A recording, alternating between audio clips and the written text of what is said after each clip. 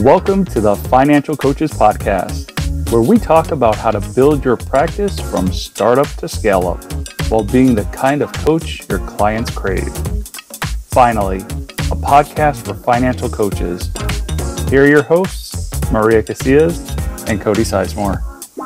Hello, everyone. Welcome back to the Financial Coaches Podcast. We are so excited to be here today to talk to you about some stuff that just honestly happens to be going on in our own practices. And we know that similar stuff has been going on in other coaches' practices lately. And it's kind of like the elephant in the room. And we want to expose the elephant and talk about what are we feeling about it and maybe a little bit about what we can do in order to fix it. So Cody, as always, is going to be here and he's going to help share his story as well. We're just going to converse about this little topic and let's see where it goes. Hi, Cody. Hey. How's it going? It's going great. Thank you. I'm still traveling because I have horrible internet issues. So I keep going from like house to house to try to record these. So, if you guys keep seeing new backgrounds in the back, that's why. So pray for me that my internet gets better so I can be back in my own studio. That would be fantastic. Outside of that, I'm doing just fine. Thanks for asking. Good. Yeah. So, this episode is going to be a little bit more vulnerable, I guess you could say. But I think that that's actually very important because, I think it's important to realize that like we're just two regular coaches. Yep. Yes, we have a podcast, but by no means are we like, the like best coaches out there or have all of the things figured out or like don't have any struggles because we do, and I think that it's important for us to talk about those for our listeners because it's very possible and honestly, most likely, it's very likely that a lot of people are struggling with some of the same things that we are. And, it's just good to hear. It's good to hear that you're not alone in that and also maybe talk about some possible solutions or ways of dealing with those things. Yeah. So, the thing that I've been kind of struggling with lately is that I've been kind of going through like this roller coaster of emotions and traction and all these different types of things. Mm-hmm. As of lately, my business has been doing really great. It's been, it's at the point, it's at the biggest point that it ever has been since I started the business. And with that being said, I have recently had like a lot of consultations. I think I had like 13 or 15, something like that in like a 2-week period. And I felt awesome. I was having a lot of conversations. Things went really, really well. I didn't land every single one of them, but there was a majority of them that I ended up, having them say that they wanted to move forward. Mm-hmm. And I was feeling really good. Like I was like doing all this like dreaming and forecasting. I was like, man, like this is awesome because like, not only am I going to be able to help all of these people, but also it's going to be really good for my family and like all of these different things. Yeah. And then some time passed and there was a handful of those people that said that they wanted to move forward. That ended up moving forward as planned. Mm-hmm. But then there was also a handful of people that ended up having to back out for various reasons. Maybe their car broke down or they got into an accident or they had some personal things come up. And I put air quotes on those, which could be true, could just be that, they're just not ready. And then I even had one person just say that they were afraid. What did they say they were afraid of? What's that? What did they say they were afraid of? She was just afraid because she's never done anything like this before.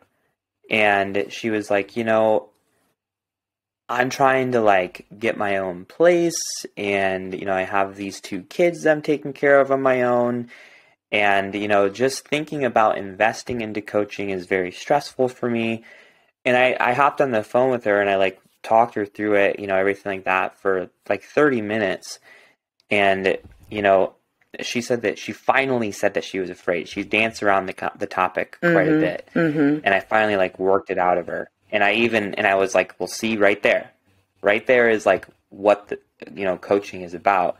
And I also gave her like a different like idea to handle the whole moving situation so that she'd have some more funds to make it more accessible for her and feel like she has something to fall back on.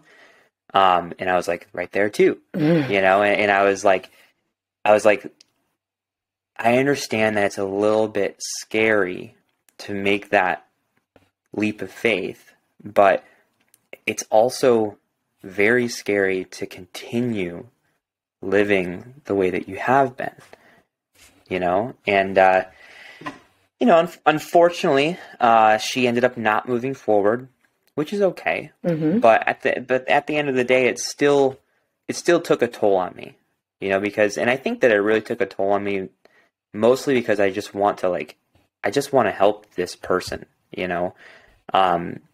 And that's one side of it. Then the also side of it's my family too. Yeah. And I want to make sure that I'm providing for my family and, you know, that I'm not like going through these roller coasters and stuff like that. But you know, at the end of the day, I had a lot of things moving in the right direction and then I had a lot of backpedaling. And it was very exhausting. And, you know, we're just going to talk about that and see about some solutions with that. Yeah, absolutely. One of the first things that comes to mind as you're talking about that client in particular, Cody, is the stages of change that I know we referenced several weeks ago. And the reason that comes to mind is because what you just experienced was somebody who was probably in contemplation. So she was in contemplation, and when you were presenting whatever it was that you presented to her, when she said yes, she was in a spot where she really thought, yes, this is something that I want to do. I'm capable of doing it. You know, I'm going to be able to find a way to make it work. And then when she had some time to think about it and let her own voice talk herself out of it, because she was more in contemplation versus preparation, it was a lot easier for her to say, okay, never mind. I really don't think that I'm ready for that. And so what you did was help her to solidify that she's there. And I don't think that you've lost her forever. I mean, maybe you have, but I don't think that you have. And I think one of the things that you can do between now and whenever she says yes is to actually stay in contact with her, whether it's providing her some valuable information or, you know, just if you see an article that reminds you of her. Remember, with contemplation, people, they really need to be reminded that the way that they're heading is not in their best interest. And so if you're able to help them see that difference, that discrepancy, if you remember that word, between where they are and where they want to be, then that's going to be one of those things that helps bump them into preparation. And that's when she's most likely to hire you. So I just wanted to make sure that you realize that what you did with her was actually very, very smart. And if you can continue to do that and see it in the vein of, you know, these stages of change, it's going to help you realize that it's way more about her and where she is than it is about you and the value that you provided or thought you didn't provide, or, you know, the tactics that you used or didn't use. So I just want to make sure that you see that and that our listeners hear that as well, that it provides a good perspective for us. Yeah. And thank you for saying that. It's something that I am aware of. But at the same time, I will say it's very easy to have things like this happen to you and try and put it all back on you. Yes. Right? Like, what's wrong with me? What's wrong with my processes? Am I good enough for this? Should I even be doing this? Right. You know, like, should I go get a job instead? Or should I be doing something else? Like, you know, like, there's all of those thoughts that kind of come to you. And I'm not going to lie, like, that happened to me. You know, like, there was like a moment in time to where I was like, man, it would just be easier if I just went to work at Home Depot. Because like my buddy is a higher up at Home Depot, and he's like, man, if you ever need a job, I got you. And you know, you can do it, you can be a manager, and like, you know, starting salary is this. And, you know, that thing is just kind of in the back of my head, and I'm just like, but I would be miserable doing that. It'd be easy, you know, quote unquote easy. Right. But I would be miserable. And I'm like, as soon as that thought creeped into my head, I'm just like, no, stop it. Shut up, Cody. You're dumb. I love that was your head's that's reaction. That's how I talk to myself, that's fine. Yes. No, that's so important. You are such an asset to this industry that I'm really, really glad that when your mind told you that you were able to shut it up real quick and say, nope, I'm going to go ahead and still do this. But you know what? Sometimes people aren't that ready to say that, right? They actually sit there and revel in some of that self-doubt. And I've known of coaches who actually say, like you said, should I even be doing this anymore? And then instead of saying they quit, they just stop doing it, right? So they say, I'm still in business and I'm not gonna stop, but then they stop doing the things that were getting them the success in the first place. And then it's easy to go, well, see, nothing happened. And so it's just a sign that I don't belong here and yada, yada, yada. So they actually they try to make their decisions look like consequences. Like to look at, like, not consequences, to look like circumstances. And they say, well, the universe has told me that I don't need to do this anymore. It's like, no, it's like you stopped doing what you were doing, and that's why you're not getting what you were getting before. Yeah. And I know that there's a lot of coaches who have gotten to that point to where those thoughts creep into their head, whether it be because they, missed out on potential clients, or, maybe a client hops out prematurely, or whatever it might be, or they're having a hard time even getting clients, or, whatever it is. I know that happens quite a bit. And, if there's anything that you can do to, like, intentionally put yourself in uncomfortable situations so that you have that, like, tenacity and just that grit of, like, okay, like, even though it's tough, I'm going to push through it. I think that you should, because that's something that is a really valuable asset to you. I've talked about this before, but, I've done this program, 75 Hard, Live Hard. Look it up. It's super intense. And there has been several times to where I'm out and it's 2 degrees and I'm out there running or biking or doing whatever it is.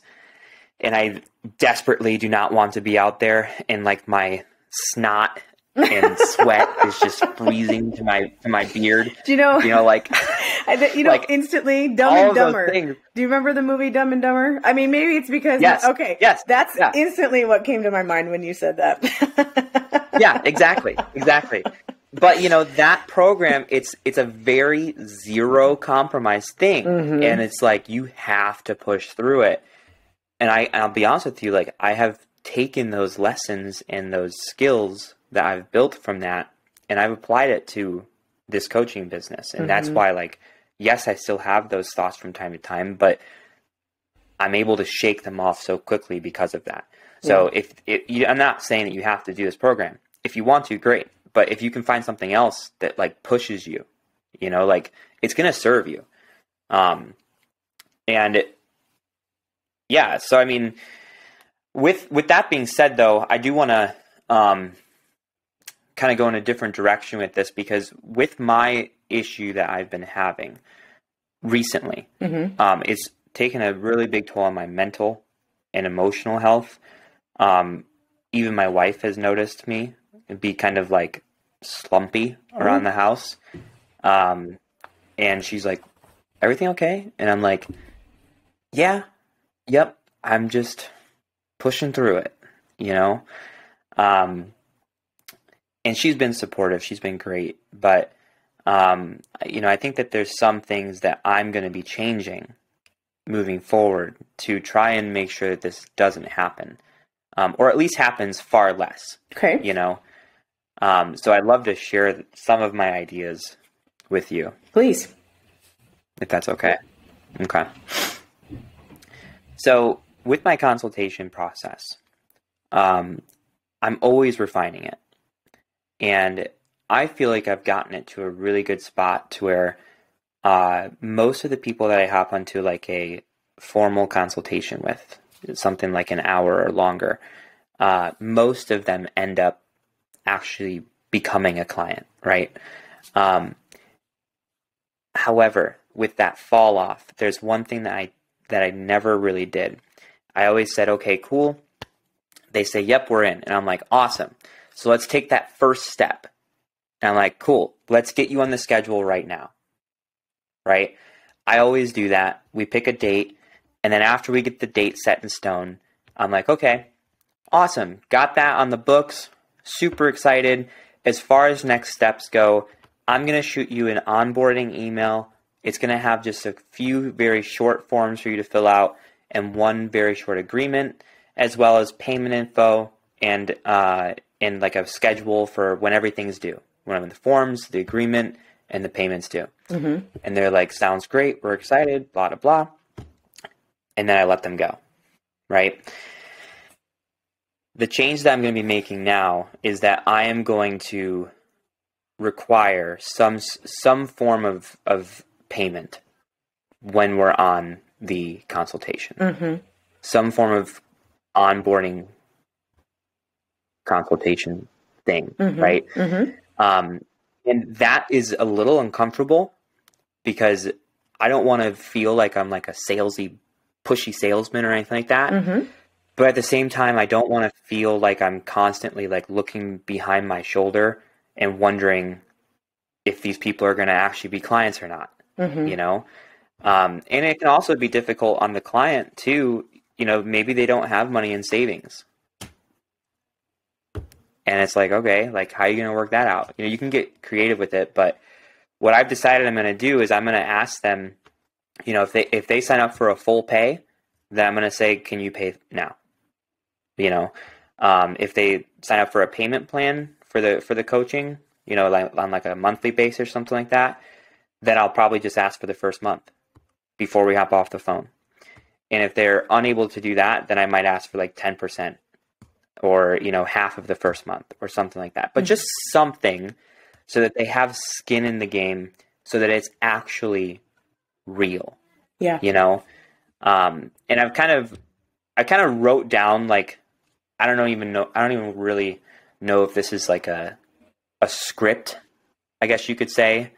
But it's just some thoughts that kind of came to my head and I wanted to write it down so I didn't lose it because I have a consultation tomorrow. Okay. So I don't want to lose it. What are some of those thoughts? I'm going to go through everything and, you know, just like I said, the email, the 2 forms, 1 short agreement, all that kind of stuff. And then I'm going to say something along these lines of like, and finally, with this decision, it isn't actually a real one until there is some sort of skin in the game financially. And I have found that it's actually a disservice to my clients with not asking for this because it allows them to, it allows lies to creep into their head and they end up making emotional decisions to back out based off of some sort of fear that's buried within them. So your coaching has started now, and I'm here to help you stay accountable and to guide you in the best direction. So I'm asking for this amount of money as a deposit on coaching to acquire, and in order to acquire the discounts that we talked about before, because I do some sort of tier system, mm-hmm. I would just need that either right now or within 24 hours, but I would really love to push you to right now so that we can start making these decisions now and start moving in the right direction that we want to be and make this official. That's something that I'm going to say, you know, and I'm still refining it. So that's not like the final thing, but something along those lines, you know, because it is a disservice, mm-hmm. you know, because like if someone really, really needs the coaching, and they could truly have a life transformation from it, it's a disservice to not be that coach, to hold them accountable and to push them in the right direction to be where they want to be and to give them those opportunities to back out and to start thinking about things and having lies creep in or, you know, just these emotional things that we all experience. We've all been there. Yeah. I've been there. When I have extra time to think about it, like I start thinking about all these reasons as to why I shouldn't do something. Mm-hmm. You know? So that's one solution that I'm going to be implying. And I don't know what you think about that, Maria, but I'm happy to hear what you think. This is the first time I'm talking to her about it, by the way. And I'm only being a little quiet because of the lag that I know we're experiencing right now. So I don't want to talk over you.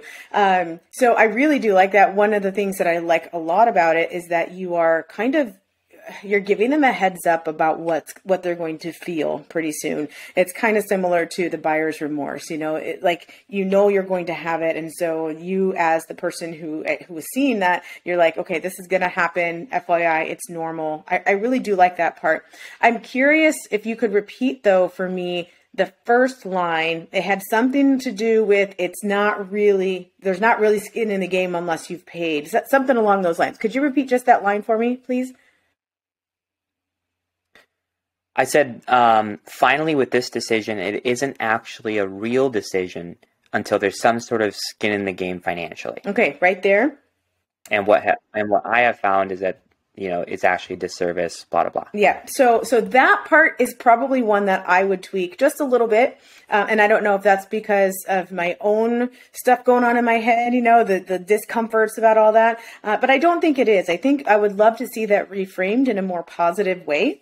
So rather than it just saying, it's not really a decision until you've put some financial skin in the game, I might say that they've already made a decision, because I realize how hard, especially if going back to the stages of change, if you've got somebody who's kind of contemplating and they're like, yes, I want to do this. And this has been one of those pieces that they're preparing themselves to take action. That is huge. And I want to make sure that doesn't get disregarded as being no decision at all. Right? So if there's a way to say something along the lines of, you've already taken such a big step in making this decision for yourself, let's solidify that, or let's prove that to yourself by putting some financial skin in the game. Something like that reframes it a little bit so that it doesn't discount what they've already done.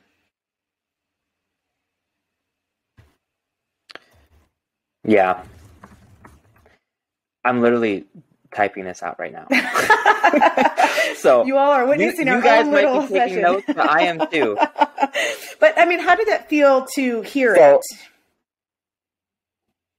I totally agree. Okay. If it was something along the lines of this, finally, with this decision that you've made, it's time to take that exciting new step and prove that by getting some sort of financial skin in the game. Yeah. So that, to me, it just, as a consumer even, that feels more validating, I guess. If I've just said yes to you for a pretty hefty investment, I would almost feel taken aback if you're like, yeah, the yes is good, but it doesn't mean anything until you actually hand me your card, right? So that just, it does validate it for them, and it also empowers them, I think, to then take that next step and give you that card for whatever amount it is that you're asking for. Feel free to try it both ways, because I might not be right about that, but I just wanted to at least offer that feedback today. No, I think you're right. It feels better to me. And it also feels more on brand to me because I'm a very positive person. At least I would like to think so. And yeah, I agree. That approach it just feels more genuine to me. And I really like that term, on brand, because I think you're right. I think that it felt weird to me to hear it from you, knowing what I've learned about your practice and how you are with clients. And so, that it felt disingenuous.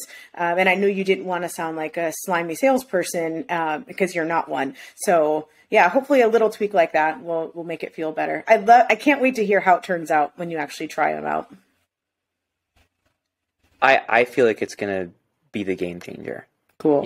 And that's something for the listeners to know too, is that your processes, whether it be your consultation or your coaching or your marketing or whatever it is, it's constantly changing. Yes. And you're constantly learning, and there's constantly going to be things that don't work, and you just need to tweak them and tweak them and tweak them and tweak them. What I had been doing was working really well for a while, but then there was enough times in a row that this happened to where I was like, this is now a problem and I need to figure this out. Great. Because I'm not going to let this eat me alive.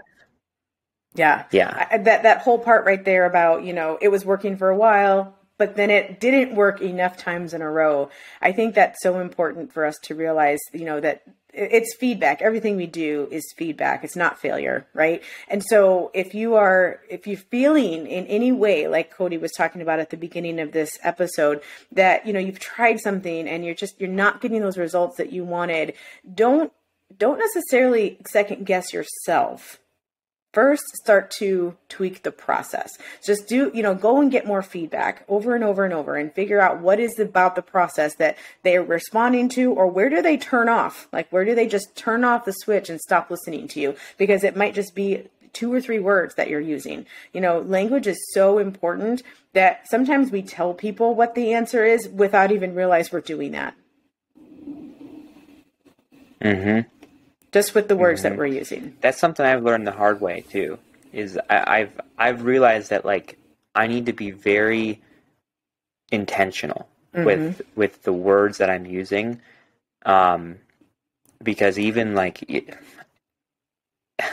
the right synonym could be like the best friend for you, right? But it could also be your worst enemy. And it's like, man, that's crazy. And that's kind of stressful. Especially when you're trying to feed your family, I'm sure. Yeah. So, yeah, I mean, that's just a little peek into my life. And I know that there's other coaches that are dealing with the very same thing, or possibly just something different that's like, it's just hitting them. Yeah. It's just hitting them hard. Yeah. And it's tough, Have you ever had anything like that happen to you? Oh, yeah. All the time. And I have, because I've never really gone full time with my coaching in full transparency, it's always been just something that I've either done on the side, or when I am able to do it. It's always been a priority for me to be a mom. And when I was finally willing and able to go more full time, I ended up having my youngest 6 years after the one before that. And so, there was always some sort of life that was thrown at me that would go, oh, well, maybe I'm not supposed to be doing this. Maybe this isn't what I was meant to do. And yet I realized that I have to be the one to make the decision. I was talking to somebody the other day about the difference between complacency and contentment. And those can look so similar. But if we are, if I always look at it as complacency is like, I'm just willing to stay where I am. And I'm not willing to go after something more. Where contentment is, I'm willing to go after something more, but I'm willing to live where I am right now and reap all the benefits of being here today. And so the reason I bring that up is because when some of that stuff crosses my mind, like, well, maybe this is a sign that I'm not supposed to be doing this anymore.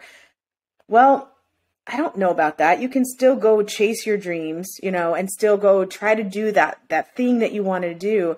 But don't forget to be in the moment with who's here right now. And so I've oftentimes been willing to hit pause on my coaching business so that I can be a mom, to that newborn baby. And then I wait for that baby to be a year old before I'm willing to start looking at certain, people watching her part-time. And then now she's 3 years old and I can have them watch her a little bit more full-time. So I think for me, Cody, part of it is just identifying what my priorities are and being okay with that, and recognizing that where I am and where my coaching business is, it doesn't always have to be where everybody else's is.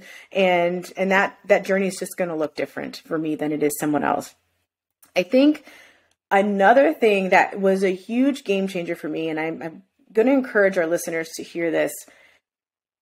When I realized that doing it by myself wasn't bringing me the fulfillment that I was hoping for, that's when I reached out and started looking for partners. I started looking for mentors. I started looking for, other people that I could help build up, because I realized very, very quickly that when you've got 2 or more individuals, the amount of impact that you can create is far greater than twice myself. right? So just you and me, for example, the way that we are able to discuss different things and talk about some of these topics, you could present some really solid information about some of these topics, and I could present some really solid information, but the magic is where we're both being able to do that. And I really believe that the value that comes from that is far greater than twice what I would do or you would do by yourself. And so the same thing has gone with, Totally agree. creating, just different relationships with other coaches and being willing to go out to some of these other places and be like, what's working for you? What's not? And how can I be the yin to your yang? That's been so important to me. And it's one of those things that helps me get rid of that imposter syndrome. And the other thing too, I realize that so many other people have that, because if I am the yin and they're the yang, they think that they're not sufficient because they don't have the yang. I mean, the yin, right? And so it's out there. So many of us feel this way, and we just realize it's like being a married couple. Opposites attract. There's a reason that opposites attract, because if you were exactly the same, you wouldn't need each other. And so I think that we all need each other. Yeah. And that was really an important lesson for me. Before we wrap up, I do want to go back, if I could. I know you mentioned, Cody, that you're tweaking the way that you close on consultations. And so you're going to the people who you already have consultations set up for. What about the listener who's kind of feeling all these sorts of feelings and they're not having the amount of consultations that they want? Where can they go, do you think, for some, to drum up some new business? Well, I'm a huge proponent of doing organic marketing on social media. Okay.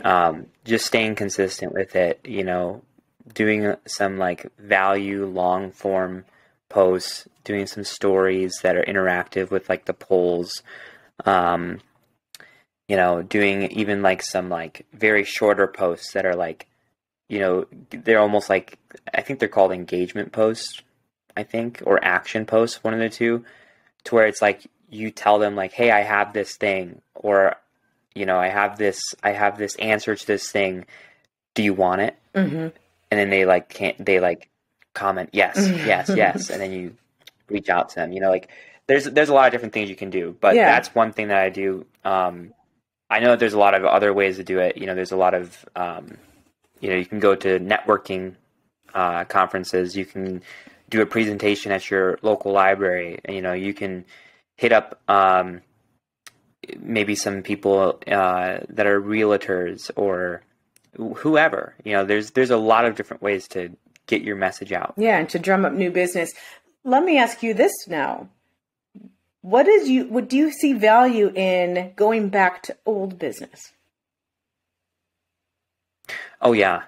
Yeah. There's some people that I had either a conversation started with and not quite a consultation, or I've had a consultation with and they ended up saying no. Okay. That I've gone back to several months later, just checked in with them. Mm-hmm. How you doing, man? Mm-hmm. Been thinking about you. Yep.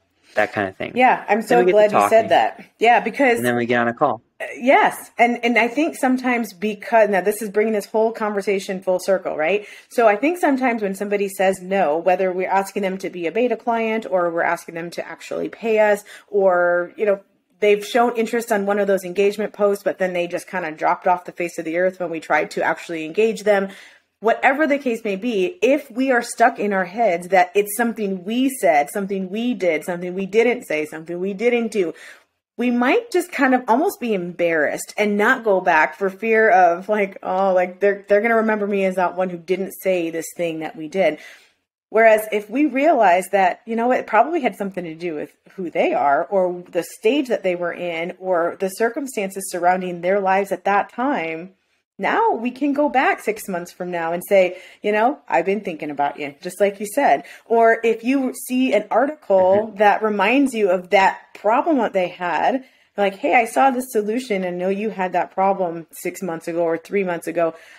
I thought of you. I wanted you to see this. Now you're providing value for that individual, and you're going to be top of mind for them again. So if you're hearing this today and you don't have a list of people that you're like, yep, they're already on my calendar and I'm going to practice these little things, and you don't necessarily, you've been trying to drum up new business, don't forget the value of some of that old business. And you know what? If you've been doing this for a long time, you might even consider going back to some of your previous clients, people who have paid you, graduated, if you will, from your program and have gone on their own. Because if you remember anything about those stages of change, you remember that last one before maintenance is relapse.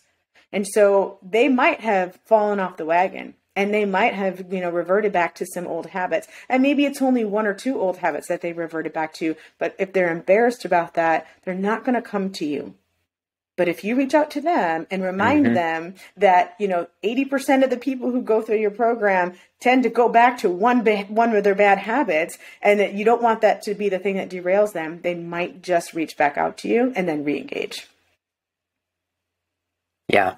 Yep. Absolutely. So I would like to wrap up this episode with a quote. Okay. So the quote comes from the great Stoic Epictetus. And basically what Epictetus says is that it's not what happens to you, but instead how you respond to it. That's been a really, really impactful quote. That has been a huge part of my journey, especially lately. And if you haven't picked up the Daily Stoic, it's a daily proverb once a day. It's literally like half a page long, and it's a great read. It's a great way to just stay level, and I think that quote in particular is something that we need to remind ourselves of quite a bit, almost every day. To where it's not what happens to you, it's how you respond to it that matters.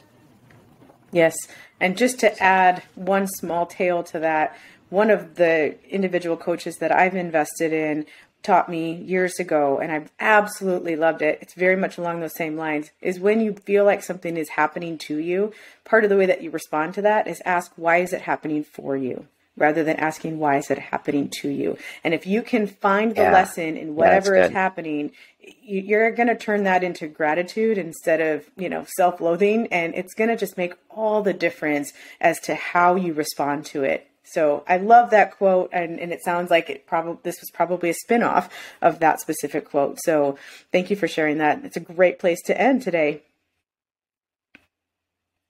No problem. So thank you guys for listening. Friendly reminder to join our Facebook group if you haven't yet, New Money Habits, Financial Coaches. It's a great place to, vent if you need to, like I just did for you guys live on the air. It's also a great place to connect and celebrate and all those other things. So find your yang. Join that group, and yes, that's right. And we'll catch you guys next week. Sounds great. Thank you guys. Have a great week, everybody. Bye-bye.